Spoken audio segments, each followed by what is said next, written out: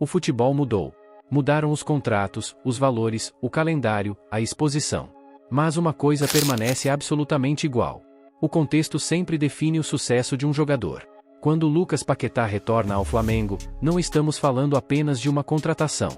Estamos falando de um evento estrutural. Não é comum ver um jogador formado no clube, em plena maturidade técnica, no auge físico e com bagagem europeia de elite, voltar ao futebol brasileiro. Isso muda o patamar da discussão. Paquetá não volta como promessa. Volta como realidade. Jogou em grandes ligas. Sentiu o peso da Premier League. Viveu pressão de torcida, mídia, seleção e mercado. O Flamengo, ao trazê-lo, não compra potencial. Compra capacidade imediata de leitura, decisão e entrega. E exatamente por isso, a expectativa explode. Mas aqui está o primeiro ponto que precisa ser dito com clareza. Grandes jogadores não corrigem sistemas mal ajustados. Eles potencializam sistemas bem organizados. Paquetá chega em um Flamengo que vive um momento de transição. Filipe Luís inicia sua trajetória como treinador com ideias claras, inspiradas no futebol europeu. Posse qualificada. Linhas compactas. Saída limpa.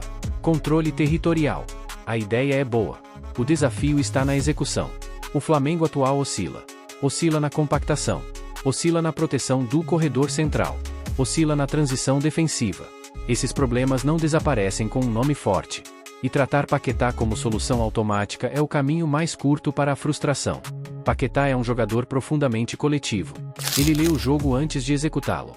Mas leitura sem estrutura vira esforço inútil. Quando um jogador como Lucas Paquetá chega, a primeira pergunta que surge não é se ele vai jogar. É onde e como. E essa resposta é mais complexa do que parece. Paquetá não é um jogador de posição fixa. Nunca foi. Ele não pertence a uma única faixa do campo. Pertence aos espaços entre as linhas. E isso é tanto sua maior virtude quanto seu maior risco dentro de um time ainda em construção. No modelo de Filipe Luís, que exige leitura, mobilidade e participação coletiva, Paquetá parece um encaixe natural. Mas futebol não funciona apenas por compatibilidade teórica. Funciona por equilíbrio estrutural. Paquetá como segundo volante. Talvez seja a função mais segura no curto prazo. Atuando como segundo volante, Paquetá melhora a saída de bola, quebra linhas com passe vertical, conduz sob pressão, aproxima defesa e ataque. Ele já fez isso em alto nível na Europa. Mas existe uma condição inegociável. Ele precisa de um primeiro volante posicional ao lado. Sem alguém que segure espaço, proteja a zaga e faça a cobertura, Paquetá passa a correr atrás do jogo. E quando isso acontece, ele perde exatamente o que o torna especial: lucidez. Paquetá como meia central, o 10 moderno. Aqui mora o desejo do torcedor. Mas também a maior ilusão. O Flamengo não joga mais com um camisa 10 clássico.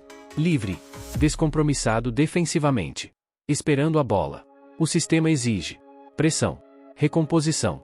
Leitura sem bola. Participação desde trás. Paquetá pode fazer isso. Mas isso significa que ele não será protagonista o tempo todo. Quem espera um Paquetá solto, flutuando sem responsabilidades, vai se frustrar. Paquetá como meia pela direita. Essa função oferece algo raro ao Flamengo. Um jogador que começa aberto, flutua para dentro, associa, pisa na área, recompõe pelo corredor. É um perfil híbrido. Mas essa função só funciona se o lateral do lado entender o jogo. Se ambos avançam sem coordenação, o time perde largura. Se ninguém sustenta o espaço, o jogo fica previsível. Mais uma vez, não é sobre o jogador. É sobre o sistema. Paquetá como falso 9. Uma possibilidade pontual. Nunca solução permanente. Paquetá entende essa função.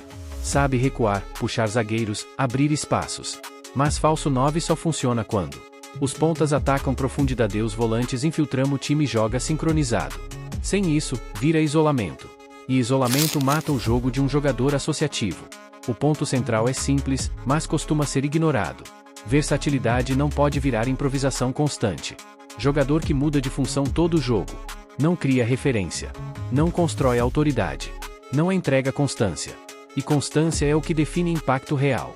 Paquetá precisa de um papel claro. Mesmo que ele execute variações dentro desse papel. Sem isso, o Flamengo corre o risco de repetir um erro histórico. Tentar encaixar o sistema no jogador, em vez de inserir o jogador no sistema. Existe um peso invisível que acompanha grandes contratações. Ele não aparece no contrato. Não está nos números divulgados. Mas influencia tudo.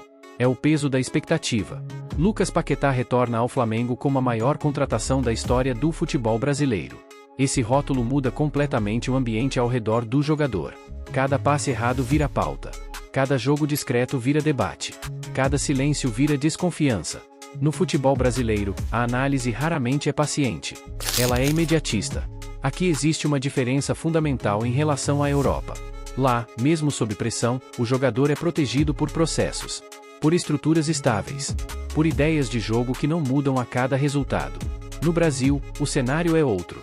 A cobrança vem da torcida, da imprensa, do ambiente interno, do próprio histórico do clube.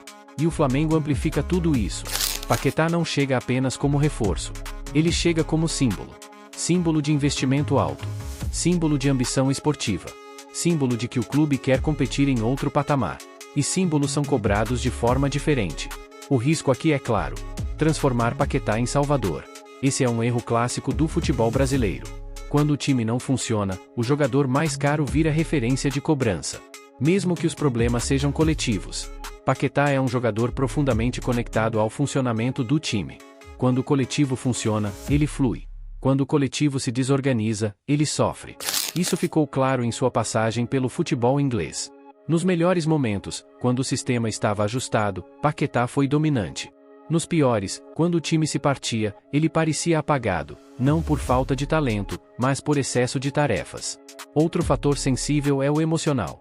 Voltar ao clube formador não é simples.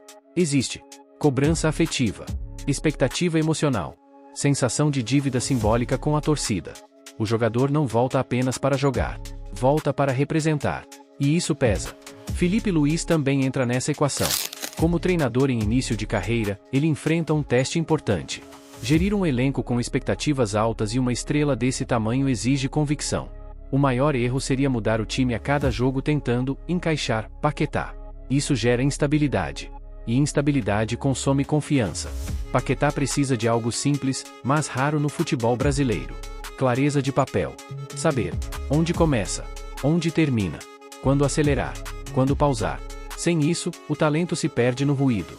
A torcida precisa entender algo fundamental. Impacto não é só gol, não é só assistência, não é só estatística. Impacto também é controle de ritmo, ocupação de espaço, tomada de decisão correta, organização invisível do jogo. Essas coisas não viralizam, mas vencem jogos. Se Lucas Paquetá é parte da solução, então a pergunta correta não é o que ele vai fazer pelo Flamengo, mas sim o que o Flamengo precisa fazer para que ele funcione. E essa resposta passa, obrigatoriamente, por ajustes coletivos. O primeiro deles é equilíbrio no meio-campo. Paquetá não pode ser o jogador que cria, marca, cobre lateral, organiza saída e ainda pisa na área ao mesmo tempo. Isso não existe no futebol de alto nível. Para extrair o melhor dele, o Flamengo precisa definir um primeiro volante claramente posicional, proteger o corredor central, reduzir a distância entre meio e defesa. Sem isso, Paquetá vira um jogador reativo, não protagonista. O segundo ajuste é a coordenação dos laterais. No modelo de Felipe Luís, os laterais têm papel ofensivo importante. Mas avanço sem cobertura é convite ao caos. Quando Paquetá flutua para dentro, alguém precisa sustentar o lado. Se ninguém faz isso, o time perde largura, previsibilidade e segurança defensiva. Esse detalhe define se o jogo flui ou trava. O terceiro ponto é dinâmica ofensiva consciente. Paquetá não cresce em times estáticos. Ele precisa de atacantes que ataquem espaço, meias que se movimentem, trocas constantes de posição. Se o ataque espera a bola parada no pé, o jogo morre. Outro fator decisivo é o controle emocional coletivo. O Flamengo, historicamente, oscila emocionalmente em jogos grandes. Paquetá pode ajudar nisso. Ele sabe sofrer faltas, pausar o jogo, reorganizar o time em campo. Mas isso só funciona se o restante do elenco comprar a ideia de controle, não de correria. Essa contratação também testa Felipe Luís. Não como ex-jogador, mas como gestor de processo. Ele precisará manter convicções, ajustar detalhes, resistir à pressão externa. Treinadores que cedem ao imediatismo costumam perder o controle do projeto. Paquetá não é um jogador de improviso caótico. É improviso consciente. Isso exige sistema claro, funções bem definidas, paciência. Sem isso, o talento vira ruído.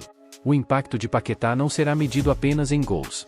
Será medido em jogos controlados, Decisões maduras. Desempenho em mata-mata. É aí que ele pode fazer a diferença. Existe também um aspecto simbólico. Trazer de volta um jogador formado no clube, no auge técnico, envia uma mensagem clara. O Flamengo quer mais do que vender talentos, quer construir ciclos vencedores. Mas símbolo sem estrutura vira frustração. No fim, essa contratação é um espelho. Ela revela o estágio do Flamengo como instituição esportiva. Se o clube conseguir organizar o coletivo, Paquetá pode se tornar o cérebro de um time dominante. Se não conseguir, ele será mais um grande nome em meio a um projeto confuso. Paquetá não chega para ser herói solitário. Chega para ser catalisador. Ele acelera processos. Expõe falhas. Eleva o nível. E isso é bom, desde que o clube esteja preparado para lidar com o que será revelado. Se você gosta de futebol analisado com calma, contexto e responsabilidade, deixe o like, inscreva-se no canal e participe da discussão. Comente. Paquetá pode ser o cérebro do Flamengo ou o clube ainda precisa se organizar antes? Aqui, futebol não é manchete. É processo. E processos levam tempo.